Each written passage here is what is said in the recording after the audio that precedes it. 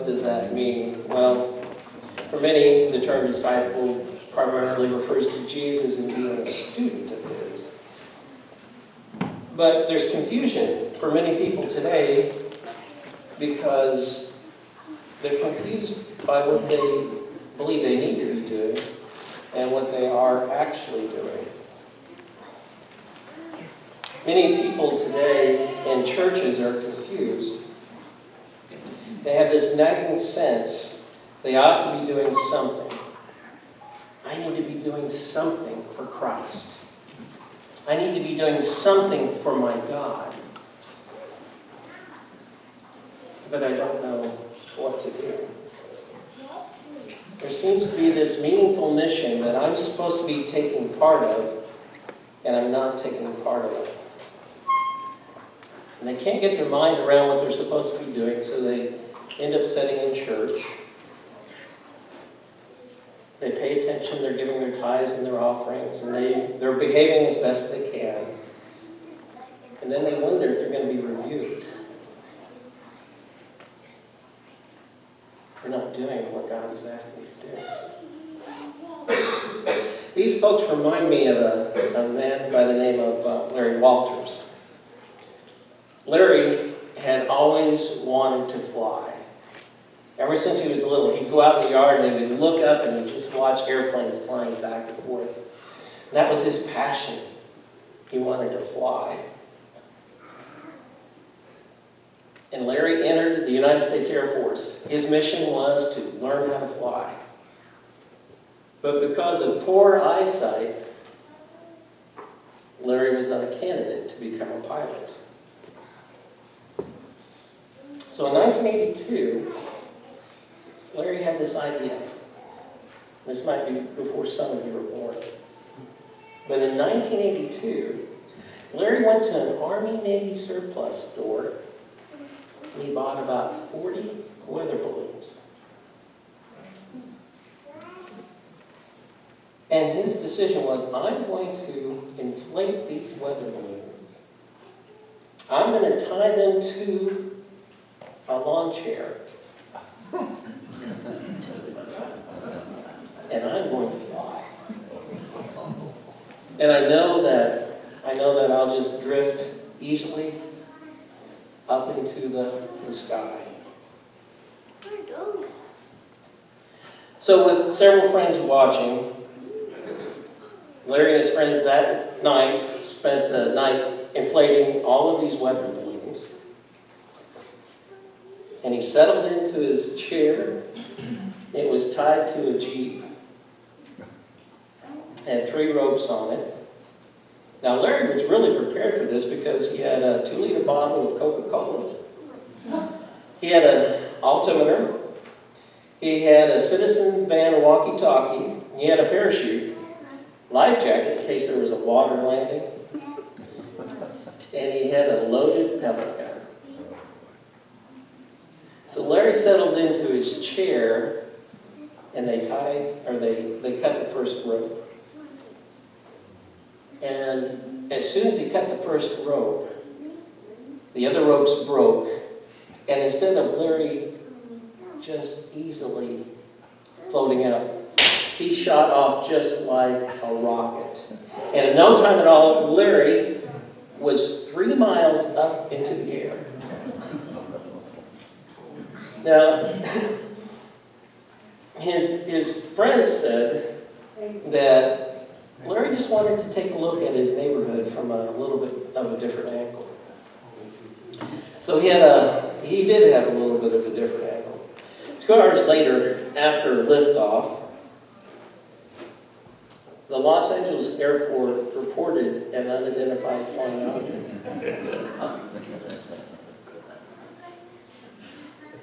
He was at 3 miles. And the pilot of the 737 who first reported this said, well, I see a man. And the air traffic controller, you see a man? Yeah, he's sitting in a lawn chair, and I think he's holding a rifle. You see, Larry had drifted almost 100 miles from his starting spot. And as he started to enter the airspace near the airport, Larry got on his CB radio. And the air traffic controller said, What is it that you wish me to know? What is your situation? What is your location? What is your difficulty? You see, Larry had an emergency band on that CB radio. Larry said, well, I kind of had an unauthorized balloon launch, and I know I'm in federal airspace right now.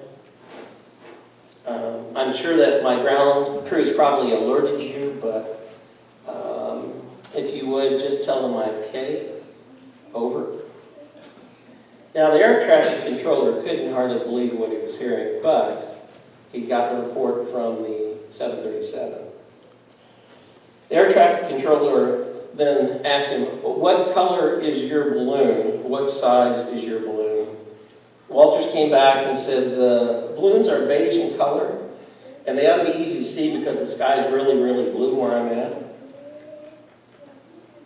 Balloons. He says, what size? He says, well, I have about 35 of them. They're about 7 feet in diameter, and I probably have about 35 of them left. The air traffic controller couldn't believe what he was hearing. He says, you have 35 balloons? And he said, yeah, these are weather balloons. It's not a single balloon, sir.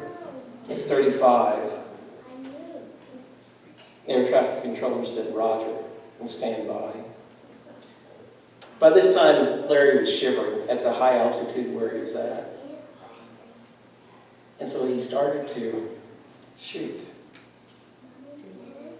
his weather balloons. And he tried to aim for a country club where he thought he could see the golf course and thought it would be nice and smooth. So he thought he had a really controlled landing coming up. And at about the last 300 feet, with the rooftops and telephone poles coming so fast, Larry started praying. He said, I prayed I wouldn't hit that, I wouldn't hit the power line. Larry dumped some gallon jugs of water that were tied to his chair just to kind of try to slow his descent. But what ended up happening is that his balloons came tangled up in the power lines. And lawn chair Larry was hung about 5 feet off the ground. The police had to have the electricity shut off in that area for about 20 to 30 minutes. But lawn chair Larry was rescued. On the ground, a journalist asked Larry, he said, were you scared? And he said, yeah, I was. Would you do it again? He goes, no, I wouldn't. So you know, at least he's a quick learner. And then he asked Larry, why? Why did you do this? And Larry said, I just got tired of sitting around. There's a lot of Christians in churches today that are tired of sitting around. They're looking for some direction. They feel like they're supposed to be doing something, but they don't know what to do. They know that they're supposed to be doing something for the mission of God. They go to churches and they hear Jesus is building a church, but they don't see themselves growing spiritually, and they don't see their church growing. See, what they're doing is they're just doing what they can just to get by. Many people can't remember when the last single adult convert was made in their church. And most of them can't remember or can't claim that they were personally part of that. Studies show that most Christians have never shared their faith in Christ with anyone else, let alone attended something like a Bible study. You know how we are today. We're all looking for the how-to book. You know, how do we do this? How do we do that? Where's the instruction book? Actually, there's a perfect instruction book with plenty of instructions and examples. And that book is the Bible. And you can look at the 4 Gospels and the book of Acts. If you'd like to, you can turn to John 1:29. John the Baptist saw Jesus walking toward him. And he recognized him and he said, "This is the Lamb. This is the one to save the world." John furthermore said, "I saw the Spirit descending from heaven like a dove, and it landed on him. I baptize with water, but he baptizes with the Holy Spirit." The next day, as Christ is walking towards him, John the Baptist stood with 2 of his disciples. And again, he claims, "Behold, the Lamb of God." And these 2 disciples, upon hearing this, being friends of John, being his disciples, they turn to Jesus and follow him. And they ask him where he's staying. And he says, "Come and see." You notice that Christ didn't start preaching. He just said, "Come with me and see." And they remained with him. One of these that had followed him was Andrew. And he found his own brother Simon. And he started telling him about the Christ. He said, "We have found the Messiah." And he brought him to Jesus. The next day, Jesus went to Galilee. And Jesus found Philip and said, "Follow me." Now Philip was from Bethsaida, which was the city of Andrew and Peter. And Philip went and he found Nathanael. And he says, "We have found him whom Moses has been speaking about. We have found the Christ."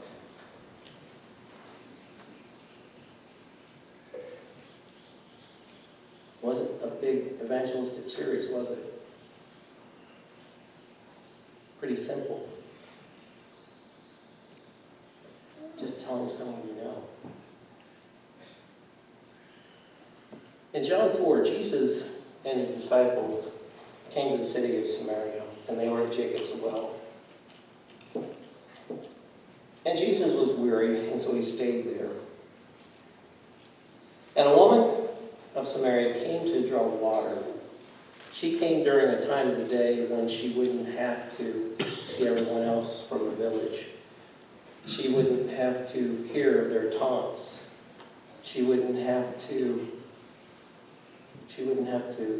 glance away at those stares that they would give her because of the lifestyle that she had.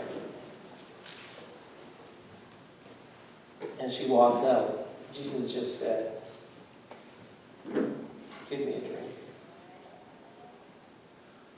And this marveled her because she said, "How you, being a Jew, could ask drink of me, a Samaritan woman?" For Jews have no dealings with Samaritans. You see, Samaritans were descendants of foreigners that had adopted a form of Israelite religion. The Jews hated the Samaritans. And the Jews felt that Samaritans defiled anything that they would touch. So for Jesus to even speak to her, but to ask her to hand him something,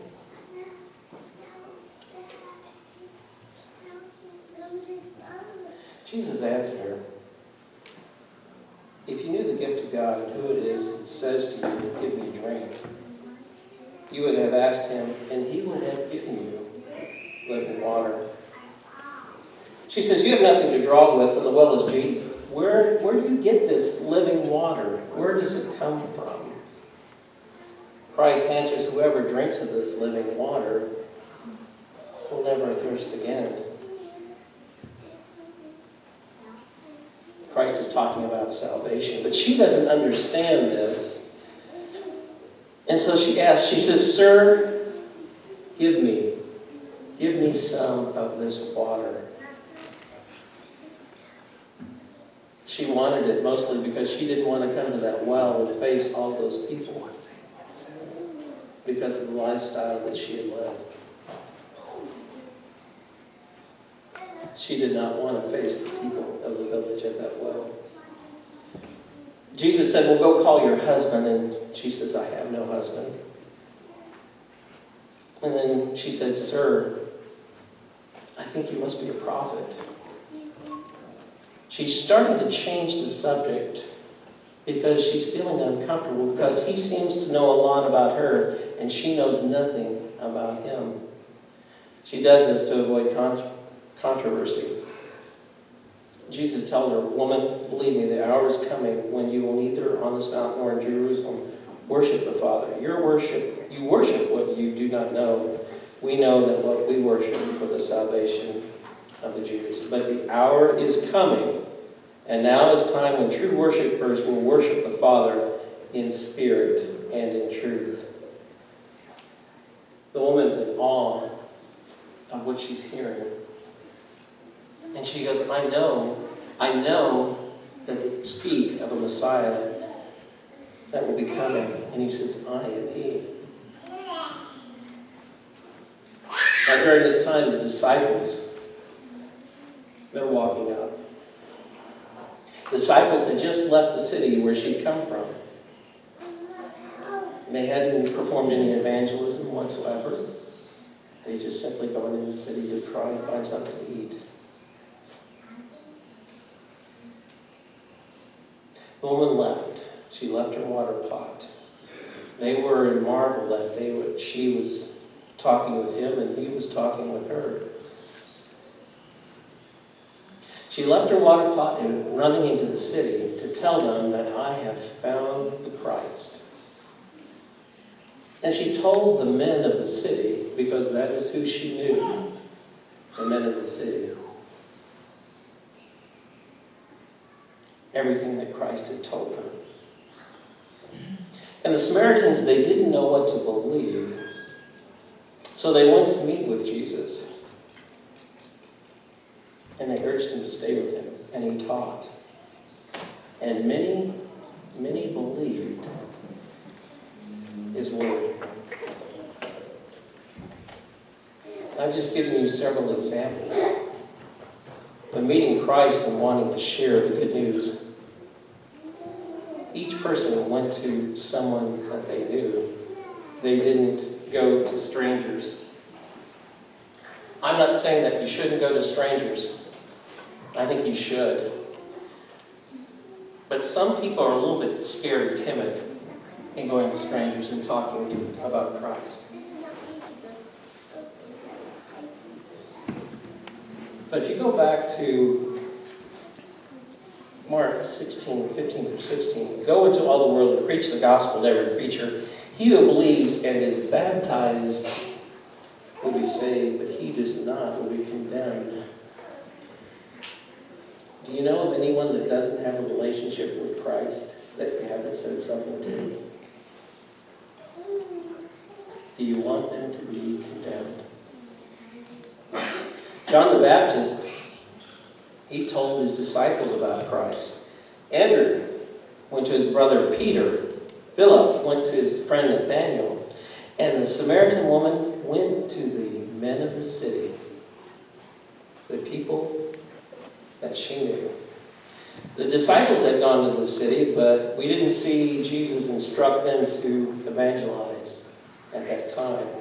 No, Jesus used that Samaritan woman as a disciple to reach her people. When any of us have good news, do we go to strangers first or do we go to the people that we know? I mean, how many of you, when something good comes up, you get out on Facebook so all your friends hear about that and know what's going on? Some of you have probably shared the gospel. Some of you might not have been successful with sharing the gospel with family and friends, neighbors or acquaintances because walls have been built. Because maybe you were too pushy, maybe you were too aggressive. Maybe you were too argumentative. And what they want to do is just walk away, build up these walls, and avoid you. When Jesus taught, he did not argue religion. Jesus did not introduce a lot of rules, but instead, he talked to people about what they were interested in. He talked about the people's needs. He talked about how to win confidence. And he gave prayer, and he gave them an invitation. How to be a disciple. I'll give you an example. Sarah, when she was young, my wife Sarah, she was not raised as an Adventist. In fact, they were Amish. And being Amish, it's a very strict lifestyle. Well, my family, my mother-in-law and father-in-law, they left the Amish. They were actually kicked out of the Amish because they had the book Power of Positive Thinking by Norman Vincent Peale, and the bishops thought that it was a witchcraft book. So once you are excommunicated from the Amish or shunned, they won't have anything to do with you. And my father-in-law was walking down the street one day. He still was dressed, and he looked Amish, and there was a man there that walked up to him, and he had a sale bill. He was selling horse-drawn implements and tack and things like that. And he stopped my father-in-law, and he said, he was like, I've got a sale coming up. Would you be interested? And my father-in-law told him, no, I'm not going to be interested because we've left the Amish. Well, they developed a relationship, actually became friends. And my father-in-law and mother-in-law, they raised several acres of strawberries. And that was part of a cash crop. And they used to be able to hire Amish children, teenagers, to come help, but they couldn't do that anymore. And it was time for the crop to be harvested, and they didn't know what they were going to do. So this man who became a friend befriended my father-in-law. He went and got his daughters, teenage girls, to help. And then he saw that he was going to need more help, so then he drove to Sunnydale Academy and got a lot more teenagers. And all these teenagers together brought in that crop. And from then, Bible studies began. But the friendship, that's what relished first. It was getting to know each other and trusting. And after a period of time, after 2 years, they became baptized. See, that is discipleship. In Sioux City, I want to let you know, I've got a young lady by the name of Molly. Molly is 33 years old. Molly is on a respirator. She's in a wheelchair. Molly lives in an assisted living facility because of her respirator. 4 times a year, Molly holds meetings. It's actually services. Molly does more than a lot of other people that can walk by being a disciple. So I just pray that we all become disciples. And what it means is to put ourselves not first, but put ourselves last. And it's sharing. When we take a look at our food pantry, our parenting classes, our table tennis ministry, our fair booth, all these things, what we're trying to do is reach out and just share. So I'd like you all to become a part of that.